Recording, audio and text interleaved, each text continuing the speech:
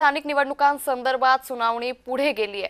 OBC आरक्षणासंदर्भातील सुनावणी पुढे ढकलण्यात आली आहे। येत्या मंगळवारी पुढील सुनावणी होणार आहे। स्थानिक स्वराज्य संस्थांच्या निवडणुकीसंदर्भात सुनावणी मंगळवारी होणार असल्याची माहिती समोर येते। ओबीसी आरक्षणासंदर्भातील सुनावणी पुढे ढकलण्यात आलेली आहे। येत्या मंगळवारी पुढची सुनावणी केली जाणार आहे। तर मोठी अपडेट सध्या स्थानिक निवडणुकांसंदर्भात समोर येते।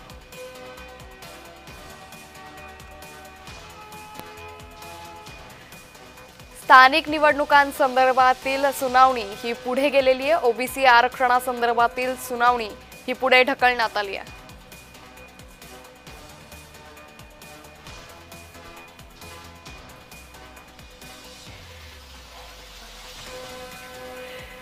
येत्या मंगळवारी या संदर्भातली पुढची सुनावणी होणार आहे। स्थानिक स्वराज्य संस्थांच्या निवडणुकांसंदर्भातली सुनावणी मंगळवारी होणार आहे। खरं तर सर्वांचं लक्ष आगामी स्थानिक स्वराज्य संस्थांच्या निवडणुकांकडे लागलेलं आहे आणि या निवडणुकांसंदर्भात ओबीसी आरक्षणासंदर्भात मोठा संभ्रम होता। आता ही सुनावणी पुढच्या मंगळवारी होणार आहे। या संदर्भात अधिक माहिती घेऊयात आमच्या प्रतिनिधी ज्योत्सना गंगणे यांच्याकडून। ज्योत्सना, आपण पाहतोय की आता ओबीसी आरक्षणासंदर्भातली पुढची सुनावणी ही मंगळवारी होणार आहे। काय अधिक अपडेट?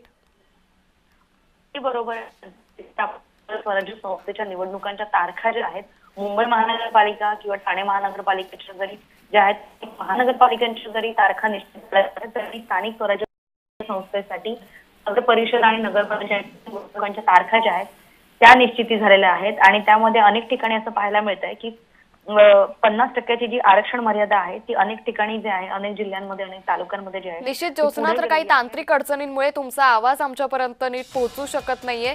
तर स्थानिक निवडणुकांसंदर्भातील सुनावणी ही पुढे गेलेली आहे।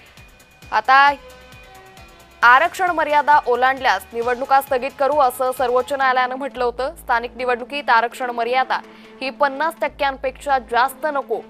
सरसकट 27% ओबीसी आरक्षणानं मर्यादेचं उल्लंघन होतंय असंही न्यायालयानं म्हटलंय। तर ओबीसी आरक्षणासह इतर आरक्षण मिळून एकूण टक्केवारी 50%पेक्षा जास्त आहे। तर याच संदर्भात ओबीसी नेते मृणाल ढोले पाटील सध्या आपल्या सोबत जोडले गेलेत। मृणाल सर, आपण पाहतोय की सुनावणी जी टळलेली आहे ती पुढच्या मंगळवारी होणार आहे। या सुनावणी टळण्याचा नेमका नफा आणि तोटा काय? नाही, सगळ्यात पहिली गोष्ट म्हणजे अशी आहे की आता जी इलेक्शन्स आहेत नगरपंचायतीच्या या सगळ्या लाईव्ह फेज मध्ये आहेत। नॉमिनेशन फाईल झालेले आहेत, प्रचार सुरू झालेला आहे आणि आता 2 डिसेंबरला त्या संदर्भात वोटिंग आहे। तर अशा केसमध्ये सुप्रीम कोर्टाने किती हस्तक्षेप करावा हा एक महत्त्वाचा विषय। दुसरा विषय असा आहे की निवडणूक आयोगाने ज्यावेळेस आरक्षण ठरवले त्यावेळेस 50%च्या वर आरक्षण जाता कामा नये ही त्यांनी काळजी घ्यायला पाहिजे होती। सर्वोच्च न्यायालयाने 6 मेच्या निकालामध्ये अतिशय स्पष्टपणे सांगितलं होतं की आपल्याला जर काही त्या संदर्भात कन्फ्युजन असेल तर आपण आमच्याकडे लेखी अर्ज करा आणि त्या संदर्भात ऑर्डर्स देऊ। तर ही काळजी निवडणूक आयोगाने घेतली नाही, त्यामुळे आरक्षण काही ठिकाणी 50%च्या वर गेलं आणि त्याच्यामुळं विशेषतः सगळ्या महाराष्ट्राचा प्रॉब्लेम नाहीये, 10 ते 11 जिल्ह्यांमध्येच हा प्रॉब्लेम आहे। विशेषतः जे आदिवासी बहुल जे भाग आहे त्याच्यामध्येच हा प्रॉब्लेम आहे। हा सगळ्या महाराष्ट्राचा प्रॉब्लेम नाहीये। 36 जिल्ह्यांपैकी 9 ते 10 जिल्ह्यांचा हा प्रॉब्लेम आहे। पण त्यामध्ये असं मला वाटतं की राज्य निवडणूक आयोग आणि राज्य सरकार याच्यामध्ये अतिशय ताकदीने पुढच्या ह्याला सामोरे जातील, चांगली बाजू मांडतील आणि सध्याच्या निवडणुकीवर याचा कुठलाही परिणाम होणार नाही। जे काही नंतर इश्यू होतील ते इलेक्शन पिटिशनद्वारा सरकार हे करेल। पण आमचं असं म्हणणं आहे की आता इलेक्शन सुरू आहेत, याच्यामध्ये कुठेही खोडा घालता कामा नये। सुप्रीम कोर्टाने याच्यामध्ये हस्तक्षेप करू नये। तसे घटनात्मक तरतूद आहे की एकदा इलेक्शन नोटिफिकेशन निघाले की कोर्टाला त्याच्यात हस्तक्षेप करता येत नाही, तर कोर्टाने ते पाळावं आणि जे कोण दोषी असतील त्याला इलेक्शन नंतर सजा द्यावी। पण ज्या निवडणुका लागल्या त्यात कुठे हस्तक्षेप करू नये, कारण बऱ्याच काळाने स्थानिक स्वराज्य संस्थेच्या निवडणूक होत आहेत, 4-4, 5-5 वर्षांनी निवडणुका होत आहेत। राहिला प्रश्न ओबीसीचा, जर ओबीसी मध्ये काही इश्यू असेल तर इतर राज्यांनी ज्या पद्धतीने वाढीव आरक्षण दिलेले आहे, तेलंगणाने दिले, बिहारने दिले, त्या पद्धतीने महाराष्ट्र सरकारने वाढीव आरक्षण ओबीसीला द्यायला हरकत नाहीये। निश्चित। मृणाल सर, खूप धन्यवाद आपण जय महाराष्ट्रला दिलेल्या या प्रतिक्रियेसाठी। तर यावेळी नेमक्या कुठल्या विभागात किती आरक्षण जाहीर करण्यात आले ते आपण पाहूया। नंदुरबार विभागात 100% आरक्षण जाहीर करण्यात आले। पालघर विभागात 93% इतका आरक्षण जाहीर करण्यात आलेले। गडचिरोलीमध्ये 78%, नाशिकमध्ये 71% आरक्षण जाहीर करण्यात आलेले आहे। तर धुळ्यामध्ये 73%, अमरावतीमध्ये 66% इतकं आरक्षण आहे. तर चंद्रपूरमध्ये 63%, यवतमाळमध्ये 59% आरक्षण जाहीर करण्यात आले. तर अकोल्यामध्ये 58%, नागपूरमध्ये 57% इतकं आरक्षण जाहीर करण्यात आलेलं आहे. तर स्थानिक निवडणुकांसाठी संदर्भातील सुनावणी पुढे गेली आहे. या संदर्भात आपल्यासोबत बोलण्यासाठी ओबीसी नेते नवनाथ वाघमारे आपल्यासोबत जोडले गेलेत. नवनाथजी, तुमचं जय महाराष्ट्रमध्ये स्वागत. स्थानिक निवडणुकांसंदर्भातली जी सुनावणी होती ती आता पुढे ढकलण्यात आलेली आहे. काय वाटतं आगामी निवडणुकांमध्ये याचा परिणाम कितपत होऊ शकतो?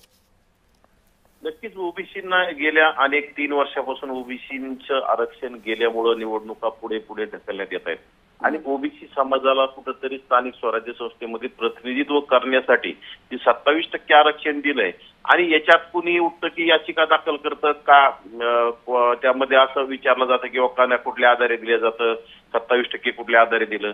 खरं तर यासाठी केंद्र सरकारने फक्त घोषणा केली की ओबीसींची जातनी आहे, जनगणना करू म्हणून.